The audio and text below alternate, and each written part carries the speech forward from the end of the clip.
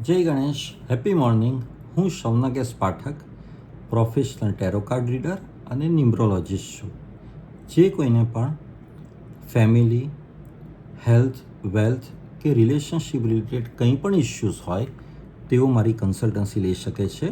મારી contact detail મેં મારા યુટ્યુબ ચેનલમાં ડિસ્ક્રિપ્શનમાં જણાવી છે.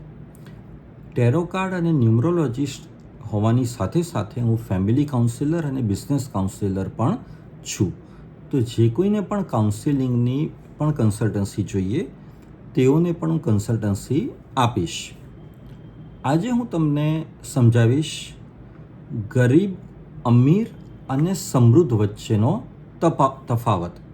એટલે કે ગરીબ કોને કહેવાય, અમીર કોને કહેવાય, સમૃદ્ધ કોને કહેવાય, અથવા તો આપણે જે કહીએ છીએ ગરીબી, અમીરી અને સમૃદ્ધિ, એનો અર્થ શું અને એ ત્રણે વચ્ચેનો તફાવત શું એ તમને આજે ક્લિયરલી સમજાવીશ. પહેલાં આપણે ગરીબની વાત કરીએ, ગરીબીની વાત કરીએ. તો જે વ્યક્તિ પાસે સાધન, સંપન્ન અથવા વસ્તુની કમી છે અને કમીનો અહેસાસ પણ છે કે હા, મારી પાસે સુખ સુવિધા, સાધન સંપન્ન, જે બેઝિક જરૂરિયાતની વસ્તુઓ હોય, રોટી, કપડાં, મકાન અને બીજી સુખ સુવિધાની વસ્તુઓ એ નથી, અને એને અહેસાસ પણ છે કે એ વસ્તુ નથી, તે વ્યક્તિને આપણે ગરીબ વ્યક્તિ કહીએ છીએ અથવા તેને ગરીબી છે એવું કહીએ. એટલે કે જે વ્યક્તિ સાધનવિહીન છે, દુઃખી છે, દરિદ્ર છે, તે ગરીબ વ્યક્તિ છે. ઓકે. અમીર વ્યક્તિ આપણે કોને કહીશું? કે જેને વસ્તુની કમી નથી, તે સાધન સંપન્ન છે. એટલે કે તેની જે બેઝિક જરૂરિયાત છે તે પણ પૂરી થાય છે, સાથે સાથે મોજ શોખની વસ્તુઓ પણ પૂરી થાય છે.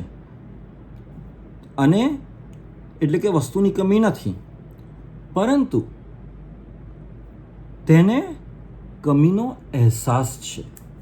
એટલે કે તેની પાસે, એ અમીર વ્યક્તિ પાસે જે કંઈ પણ ધન દોલત છે, જે કંઈ રાજ રચેલું છે, પૈસા છે, તેના કરતાં પણ તેને વધારે મેળવવાની ઈચ્છા છે, મહેચ્છા છે અથવા તો લાલચ છે. એટલે કે તે પોતાનાથી વધારે ધનવાન કોઈ વ્યક્તિને જોશે તો થશે કે જો મારે આના જેટલી ઇન્કમ, આના જેટલી વેલ્થ, આના જેટલી પ્રોપર્ટી તો હોવી જ જોઈએ, તેની પાછળ તે દોટ મૂકશે. એટલે કે અમીર વ્યક્તિ પાસે વસ્તુની કમી નથી, પરંતુ કમીનો અહેસાસ છે. એટલે એવું કહેવાય કે જે વ્યક્તિ સાધન સંપન્ન છે પણ તે છતાં બી તે દુઃખી છે, તે દરિદ્ર છે, તેને આપણે અમીર વ્યક્તિ કહીશું. એટલે કે તેની પાસે, તેને અભાવ નથી, પણ અભાવ ન હોવા છતાં પણ અભાવનો ભાવ છે. બરાબર? એટલે અમીર છે પણ તે સુખી નથી, તે દુઃખી તો છે જ. કેમ? કારણ કે એ બીજા જોડે કમ્પેરિઝન કરે છે. અચ્છા, તો સમૃદ્ધ વ્યક્તિ અથવા સમૃદ્ધિ આપણે કોને કહીશું? કે વસ્તુની કમી પણ નથી અને કમીનો અહેસાસ પણ નથી. એટલે કે જે વ્યક્તિ પોતે સાધન સંપન્ન છે, રાજ રચેલું છે એની પાસે, એની બેઝિક નેસેસિટી તો પૂરી થાય છે જ, તે ઉપરાંત તેના પાસે બધી લક્ઝુરિયસ આઇટમ છે જે કોઈ પણ વ્યક્તિ પાસે હોવી જોઈએ. એટલે કે એ વ્યક્તિ સાધન સંપન્ન છે, સુખી છે, સાથે સાથે તે પોતાની પાસે જે સાધન સંપન્ન છે તેનો તે બીજા વ્યક્તિઓ માટે પણ ઉપયોગ કરે છે. એટલે કે ઉદાર છે. એટલે જે વ્યક્તિ સાધન સંપન્ન છે, સુખી છે અને ઉદાર છે, તે વ્યક્તિ સમૃદ્ધ છે, તે વ્યક્તિ પાસે સમૃદ્ધિ છે, પ્રોસ્પેરિટી છે, એવું આપણે કહી શકીએ. તો એક જ વાક્યમાં કહેવું હોય તો જેનામાં અભાવનો અભાવ છે, અથવા તો જે વ્યક્તિ પાસે આવશ્યકતાથી પણ અધિક હોવાનો ભાવ છે. એટલે એ વ્યક્તિને એવું છે કે પોતાની આવશ્યકતા કરતાં ઘણું વધારે એની પાસે છે. એટલે કે અભાવનો ભાવ છે, અથવા તો બીજા શબ્દોમાં કહીએ તો તેની પાસે તેની આવશ્યકતા કરતાં પણ અધિક છે તેવો એને અહેસાસ છે, એવો એને ભાવ છે, તે વ્યક્તિને આપણે સમૃદ્ધ વ્યક્તિ કહીશું.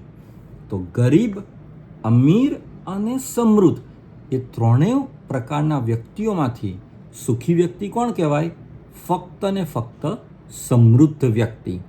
તો હવે તમે વિચાર કરો કે તમારે કઈ કેટેગરીમાં જવું છે? ત્રણ જે મેં કેટેગરી જણાવી તેમાંથી ગરીબની કેટેગરીમાં, અમીરની કેટેગરીમાં કે પછી સમૃદ્ધની કેટેગરીમાં? કે પોતાની પાસે જે કોઈ પણ સાધન સંપન્ન છે તે પોતાના માટે તો ઉપયોગ કરે જ છે, સાથે સાથે બીજા વ્યક્તિઓ જેને જરૂરિયાત છે તેના માટે પણ પોતાના સાધન સંપન્નનો ઉપયોગ કરે છે. એટલે કે એ વ્યક્તિ સાધન સંપન્ન છે, સુખી છે અને ઉદાર પણ છે. ખુશ રહો, મસ્ત રહો, સ્વસ્થ રહો. Thank you.